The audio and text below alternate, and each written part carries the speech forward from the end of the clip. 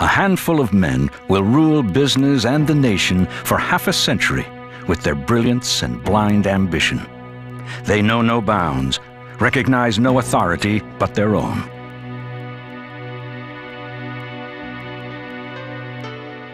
The people were called the robber barons by their critics, and I suppose would be called industrial titans by their admirers, were really the agents of the first stage of modern industrial capitalism. An enormous number of the big corporations that are still a major part of American life were created in the late 19th century, most of them by very talented, very aggressive, often very ruthless individual entrepreneurs.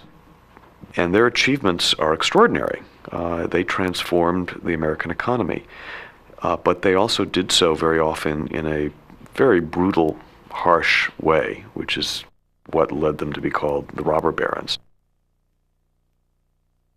The most powerful of these men is J.P. Morgan, the man who finances the railroads and the rest of American industry. He has a vision of a bold new industrial nation towering over the world, and he makes it happen. His origins are hardly humble. His father is a rich international banker who worries over his son's often impulsive judgments. Young Morgan gets a big boost from the Civil War. He sees the conflict as a business opportunity, not a cause, and profits greatly. He'll soon control 4 of the 6 major railroads in the country, banks, insurance companies, industrial corporations, a financial empire worth billions. At a lavish dinner party in 1900, a close associate of Andrew Carnegie convinces Morgan to buy out Carnegie's vast steel holdings. A few weeks later, Carnegie scrawls the asking price of $480 million on a piece of scrap paper. And U.S. Steel, the world's largest industrial enterprise, is created. Andrew Carnegie, unlike Morgan, had not been born with the proverbial silver spoon in his mouth. Carnegie is a genuinely self-made man. From his immigrant father, an impoverished Scottish weaver, young Carnegie learns both the value of a dollar and the importance of social justice. Working as a railroad official, Carnegie grasps a simple idea better than anyone else. You can't build railroads without rails, so he invests in iron, eventually controlling the industry. And when iron gives way to steel, he dominates that industry too. There was tremendous resentment of the way the wealthy used their wealth. That was one reason why people like Andrew Carnegie and to some degree John D. Rockefeller were such conspicuous philanthropists, because they were concerned that the wealthy class was going to become a target of national anger if they didn't legitimize themselves in some way in the eyes of the nation. That worked for Carnegie. He became, after having been one of the most brutal steel barons of the late 19th century, he became, in the last years of his life, a sort of fuzzy, beloved philanthropist.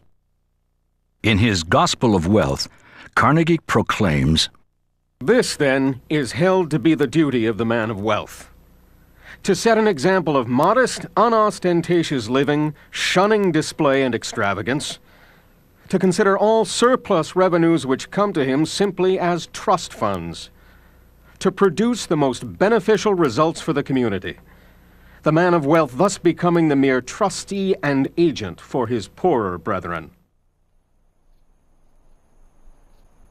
Still, many prominent citizens wonder if the growing gap between rich and poor will do lasting harm to American democracy.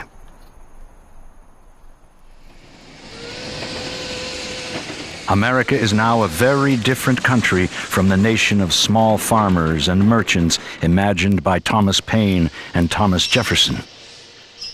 Little more than 100 years after the Revolution, the robber barons have transformed it into a corporate giant and made the U.S. the world power in oil, steel, finance, and communications.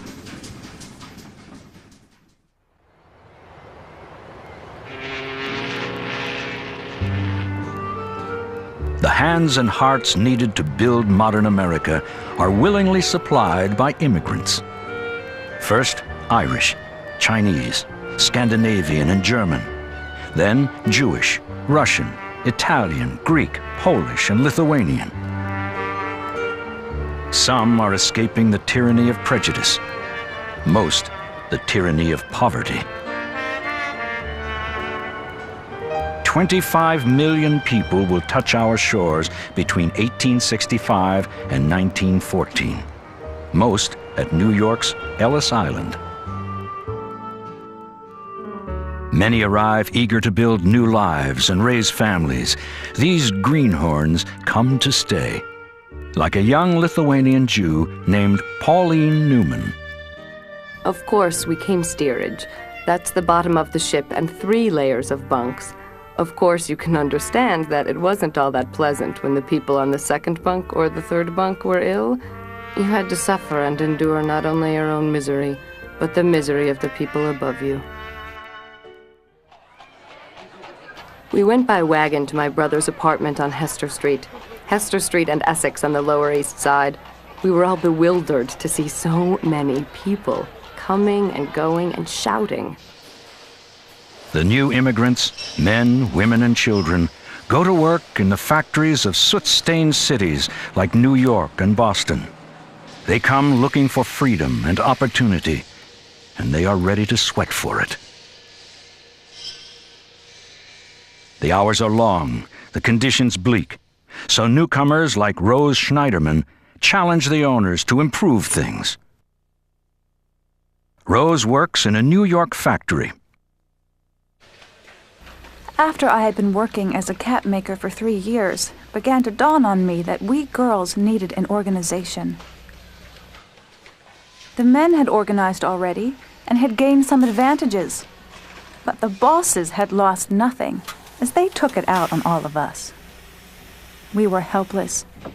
No one girl dare stand up for anything alone. Matters kept getting worse.